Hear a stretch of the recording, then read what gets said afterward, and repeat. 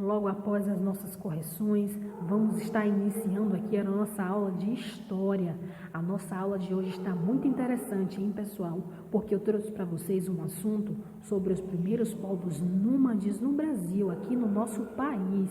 Olha essas imagens abaixo aqui, já representativas, para a gente já ter uma ideia sobre esses povos, sobre a sua cultura, o seu modo de vida, não é isso? Vamos relembrar primeiro o que são nômades. Nômades foi a primeira forma que o ser humano encontrou para sobreviver e o que se chama nomandismo. Então essa prática de viver dessa maneira se chama nomandismo. E o que os nômades eles fazem? Por que são chamados assim? Olha só, os nômades eles eram pessoas que não viviam em apenas um lugar, ou seja, eles não tinham moradias fixas e essa é a principal característica dos nômades. Eles utilizavam dos recursos naturais como a água e alimentos de um local e quando esses alimentos eles acabavam, esses nômades eles mudavam para outra região, então eles viviam sempre dessa maneira, eles permaneciam no local enquanto tinha animais para pesca, enquanto tinha água ali para beber, para nutrir e também cuidar de alguns animais. E quando esses suprimentos, todos esses recursos, eles acabavam, eles mudavam de um local para o outro, em busca de outros recursos para a sua sobrevivência. Olha também uma coisa interessante, os primeiros humanos, já que eles eram nômades, eles surgiram em algum ponto da África e com essa forma de vida, de ficar sempre mudando de um lugar para o outro, eles acabaram se espalhando por todo o mundo. E hoje nós vamos estudar a passagem desses povos nômades por aqui, pelo nosso país, o Brasil. Os primeiros povos nômades de que se tem notícia, de que se tem registro, eles surgiram aqui no Brasil há muito tempo atrás. Eles viviam num território cuja fauna e a flora eram completamente diferentes das de hoje. Hoje nós temos as estações, né? Isso, as 4 estações, temos o nosso clima, temos os nossos animais, só que nem sempre foi assim. Antigamente, o clima ele era muito mais frio, não era tão normal como nós conhecemos hoje. E havia também alguns animais com características muito peculiares, diferentes das de hoje. Que animais eram esses? Eram mastodontes, tatus gigantes do tamanho de um cachorro pequeno, preguiças gigantes, e essas preguiças elas não ficavam em árvores, tá bom? E também esses animais eles eram caçados por esses nômades, por esses povos que viviam dessa maneira, sempre mudando de um local para o outro. Por que eu posso afirmar isso? Porque através de estudos arqueológicos, estudiosos e pesquisadores puderam aí identificar a característica desses animais através de fósseis. Então nós sabemos hoje que esses animais eles tinham essas características através de quê? De estudos. Vamos continuar aqui que ainda está interessante. Olha essa imagem aqui extraordinária que eu trouxe para vocês sobre aí os povos nômades. Não significa que eles eram desta maneira, mas o que nós podemos imaginar é que eram dessa forma aqui. A caça, tá vendo? Para a sua sobrevivência, os animais viviam em ar livre, todos os animais, não existiam animais domésticos e era dessa maneira aqui que eles viviam. Quando esses animais que estão aqui nessa região, eles acabavam, porque os nômades acabavam consumindo todos esses animais, eles mudavam então para outro local onde tinha mais animais para caça, onde tinha água. Os nômades eles sempre ficavam ali próximo de um rio, porque era mais fácil para encontrar a água e a sua sobrevivência. Vamos continuar aqui que ainda está interessante. Com o passar do tempo, eu já falei para vocês sobre esses animais, hein, essas características. Aí você me pergunta, por que a gente não vê esses animais hoje em dia, já que eles existiram dessa maneira? O que foi que aconteceu? Veio um período de muita seca e os animais de grande porte, que foram esses que eu falei para vocês, eles começaram a se extinguir porque não conseguiram se adaptar. Infelizmente, a natureza ela é muito seletiva e é dessa maneira que acontece. Quando o clima ele muda, ele vai influenciar na vida de todos os outros seres vivos. E aquele ser vivo que conseguir se adaptar, ou seja, aquele que é o mais forte em sobrevivência, aquele que permanece. Já aqueles que não conseguem se adaptar, eles acabam morrendo e se extinguindo, infelizmente. Como nós já estudamos, os povos nômades, eles não se fixavam em apenas um lugar.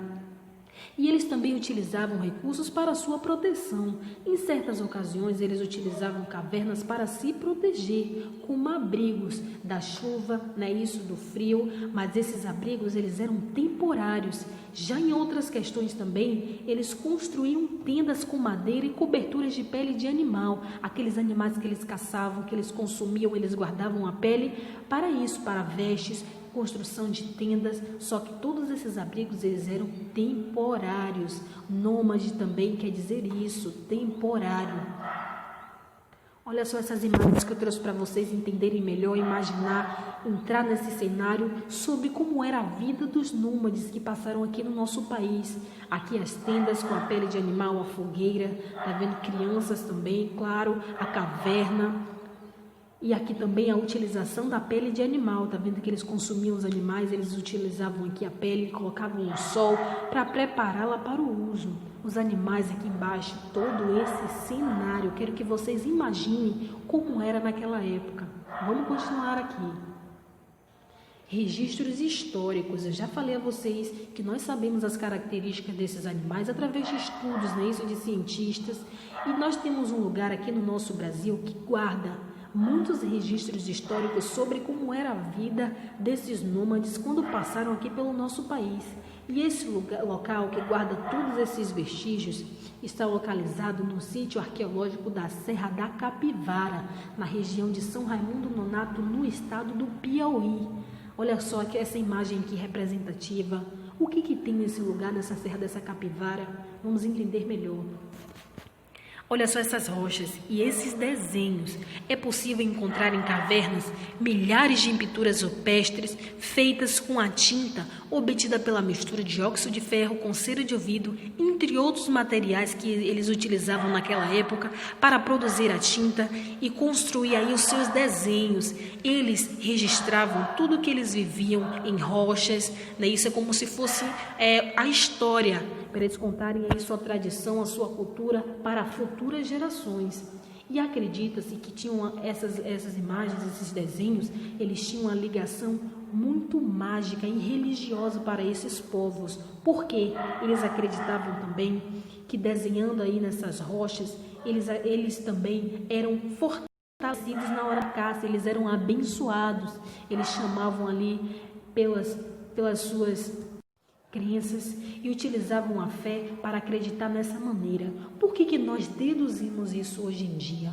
Porque quando observamos esses desenhos, nós vemos também muitos animais quadrúpedes, vemos animais, aves, aéreos, entre outros animais que existiam naquela época, então eram relacionados à sobrevivência, à caça. Essa foi a nossa aula de história. Vamos dar uma pequena pausa agora, num intervalozinho, para dar um recadinho aí de proteção contra o coronavírus. E depois desse intervalo, vamos aí iniciar a nossa aula de matemática. Beijão! Vamos dar uma pausa rapidinha para ressaltar aí os cuidados que devemos ter nesse período contra o coronavírus. Evitar o contato com pessoas doentes e lavar bem as mãos é muito importante. Aproveite aí esse pequeno intervalo, beba uma água porque também é importante se hidratar e vamos voltar aqui para a nossa próxima aula, que vai ser a nossa aula de matemática. Olá, meus amores! Na nossa aula de matemática de hoje, nós vamos aprender a prova dos 9 da subtração e probleminhas envolvendo a subtração, tá? Vamos relembrar aqui os termos da subtração, porque a prova dos 9 vai envolver esses termos aqui, que é o minuendo, subtraindo, o resto ou diferença. Na nossa operação, nós temos aí a sentença, temos o cálculo e depois que nós resolvemos, é que depois nós tiramos a prova dos 9, porque ela é o último passo da nossa resolução da nossa operação. Vamos lá. O que é prova dos 9 fora? Eu vou explicar para vocês. A prova dos 9 fora nos serve para verificar se a nossa operação está correta, se aquela continha que eu fiz ali está certa, o meu resultado está ok. E ela consiste em somar o valor de cada algarismo dos termos da nossa operação. Olha só esse aqui. Observem aqui, nós vamos somar os algarismos para tirar aí a prova dos 9. E sempre que nós vamos somando, vamos diminuindo o 9 quando for necessário. Então, quando eu chegar em 9 ou passar do 9, eu vou aí tirando o 9. E para tirar a prova dos 9 fora, nós precisamos identificar a sentença e calculá-la. Só assim poderei fazer corretamente a minha prova. Obtemos essa prova através de uma fração, aquele tracinho. E os números eles devem ser sempre iguais no final. Observem aqui que é importante. Para que a minha prova esteja certa, os números precisam ser iguais, tanto o de cima quanto o de baixo. Só assim eu saberei que a minha conta ela está certa. Caso a minha prova dê errado, não seja iguais os números, eu vou ter que apagar novamente e refazer a minha conta, prestando atenção também na hora de fazer a prova dos 9 para não se atrapalhar. Vamos aqui a um exemplo que eu vou explicar para vocês, um exemplo prático sobre aí a aplicação da operação e da prova dos 9. Lembrando que, quando eu falei para vocês que a prova dos 9, ela envolve esses termos aqui, eu quero ressaltar para vocês que a soma dos algarismos do minuendo é isolado, é o minuendo sozinho. Já o subtraindo e o resto, a diferença, vão ser juntos, tá bom? O resultado da prova dos 9 do meu minuendo fica em cima do meu tracinho, em cima da minha operação. Já o resultado da prova dos 9 do subtraindo e do resultado da diferença vai ficar embaixo. E os dois números, tanto de cima quanto de baixo, precisam ser iguais. Então, vem aqui comigo que eu vou te explicar. Como eu já falei para vocês, para a gente efetuar a nossa prova dos 9, precisamos primeiramente armar a nossa conta e efetuá-la. Eu tenho aqui 2 para chegar em 5, que vai ser 3, 4 para chegar em 8, 4 e 1 para chegar em 3, 2. Muito bem. Qual é o próximo passo agora? Efetuar a nossa prova dos 9. Eu vou isolar o meu minuendo e efetuar aqui a soma entre os algarismos do minuendo, tirando o 9. Vamos lá. 3 mais 8, 11. 9 fora significa menos 9. Vai ser 2. Reserva esse 2. 2 mais 5, 7. Deixa ele aqui, ó, guardadinho para a gente fazer a nossa prova dos 9 aqui do lado. Agora eu vou fazer aqui do nosso subtraindo.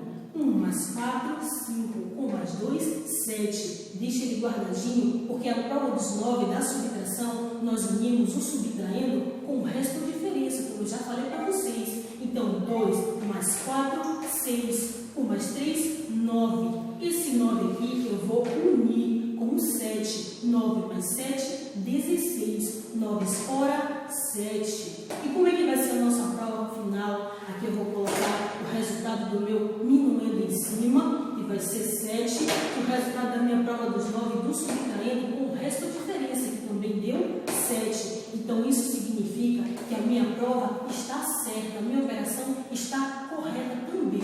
Vamos agora para o nosso próximo exemplo. Nesse nosso segundo exemplo, vamos prestar bastante atenção, tá bom? Que é a subtração com reserva, para nós chegarmos à prova dos 9. Vamos lá, como eu já falei, o primeiro passo é efetuar a nossa operação. Coloquei aqui, ó, unidade embaixo de unidade, dezena embaixo de dezena, centena embaixo de dezena, obedecendo a ordem aqui da arrumação da minha operação. Vamos então, 6 para chegar em 4, não pode. O que eu vou fazer aqui? O 4 ele vai receber uma dezena, como eu já expliquei para vocês, ele vai virar 14. Então, 6 para chegar em 14, 8. Emprestei uma dezena, vou ter que devolver. Vou devolver aqui, ó, para o 8 de baixo. 8 com mais 1 que eu devolvi, 9. 9 para chegar em 9, 0. 9 para chegar em 3, não pode. O que eu vou fazer? Eu vou emprestar uma dezena para o meu 3. Ele vai virar 13. 9 para chegar em 13, 4. Emprestei a dezena, devolvi. Olha o pontinho. 1 que eu devolvi para chegar em 2 vai ser igual a 1. Vamos agora chegar à nossa prova dos 9. Lembrando, o minuendo ele vai ser parado. E o meu subtraindo é junto com o meu resto de diferença. Vamos aqui. 2 mais 3, 5. O 9 ele não conta, porque 9 fora. Então, 5 mais 4, 9. 9 fora, 0. Vamos aqui. 9 mais 8, o 9 não conta, lembra? Então, eu vou contar aqui o 8 mais 6, quanto é que vai ser? 14. 9 fora, 5. Deixa ele aqui guardadinho. Vamos unir aqui embaixo. mais 4, 5. 5 mais 8, 13. O que eu vou fazer agora? Eu vou juntar com o meu subtraindo. 13 com mais 5, 18. 18, 9 fora, 9. 9 fora novamente, 0. Qual vai ser aqui a minha prova? O 0 do meu diminuindo e o 0 aqui do meu resultado com o subtraindo e o resto com diferença. Isso significa que a minha operação está correta e a minha prova dos 9 também está correta. Probleminhas envolvendo subtração. Quando nós falamos em probleminha, estamos falando de questões matemáticas que nós precisamos resolver. E temos aqui o seguinte probleminha. Carla colecionou 2.394 figurinhas. Durante uma viagem, ela perdeu 986 figurinhas. Com quantas ela ficou? Temos aqui a nossa sentença. Na sentença, nós vamos dizer qual é a operação que nós vamos fazer para resolver o nosso probleminha. Prestem bastante atenção. Quantas figurinhas Carla colecionou? 2.394. Vamos colocar aqui na nossa sentença. E quantas ela perdeu? 986. Se ela colecionou 2.394 e perdeu 986, qual será a nossa operação? Subtração. Então, a minha sentença será a seguinte: 986 para chegar em 2.394. E temos aqui o nosso cálculo. No cálculo, nós vamos obedecer a ordem da arrumação da nossa operação. Unidade embaixo de unidade, dezena embaixo de dezena, centena embaixo de centena e assim sucessivamente. Vamos então aqui armar a nossa operação para resolver o nosso probleminha.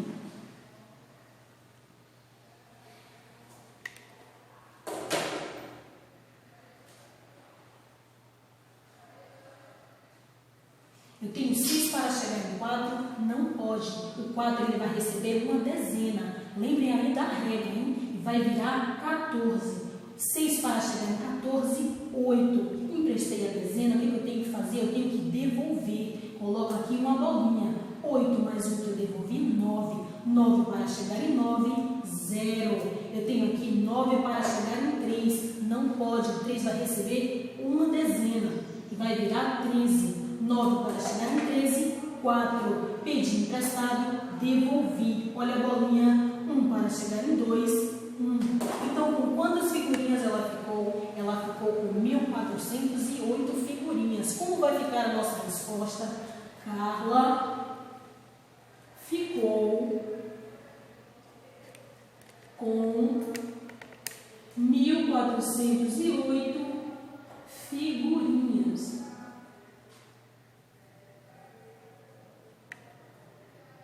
Então, esse foi o nosso probleminha. Vamos novamente.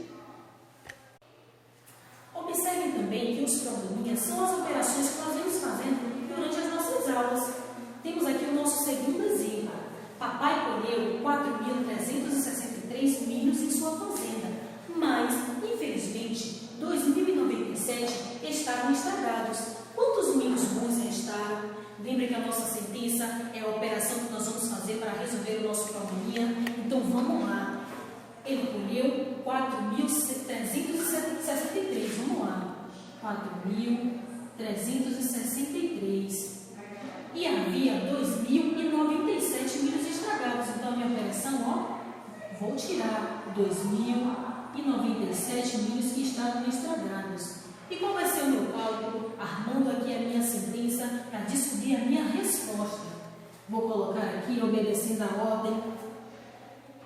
Vamos lá, ó. 4.363 menos 2.097. 7 para chegar em 3 não pode. Lembre da regra. Ele vai receber uma dezena. 7 para chegar em 13, que vai ser 6. Pedi emprestado aqui a dezena, vou devolver para o meu 9. 9 com mais 1 que eu devolvi, 10. 10 não pode chegar em 6. Então, vai ser 10 para chegar em 16. Olha só a dezena, que vai ser igual a 6. Pedi emprestado, devolvi para o 0. 0 com mais 1 que eu devolvi, 1. Para chegar em 3, 2. E 2 para chegar em 4, 2. Qual vai ser a minha resposta aqui no meu probleminha? Ficaram bons 2.266 milhos. Vamos escrever aqui. Ficaram bons